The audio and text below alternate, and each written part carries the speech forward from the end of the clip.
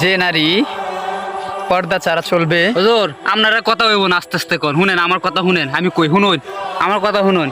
আরে নিলজ্জা বেহায়া নারীগুলা তোমাদেরকে কইতাছি, এই যে বেশরম ভাবে যে টিকটক ফেসবুকে নাচানাচি করে অঙ্গভঙ্গ দেখানি শুরু করছো, ঠিক আছে?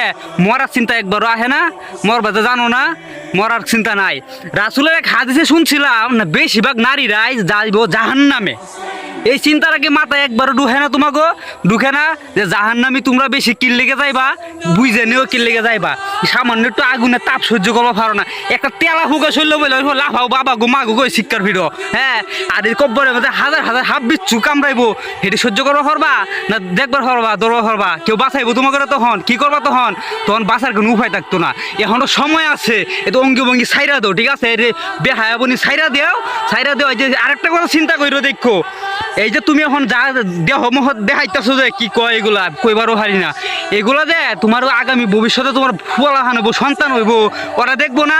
তখন ওর বাপ মায়ের ফুলা আনে, অন্য ফুলা আনে, তোর মারে দেখছি কি মাল আসিন নাউজুবিল্লাহ, এগুলো কইব না?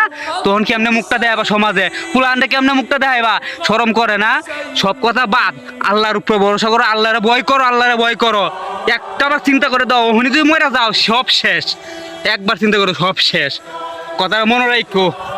হইল আপনারা হুজুর হন। শুক্রিয়া ভাই, শুক্রিয়া, আপনাদের যথেষ্ট। ধন্যবাদ ভাই। শুক্রিয়া।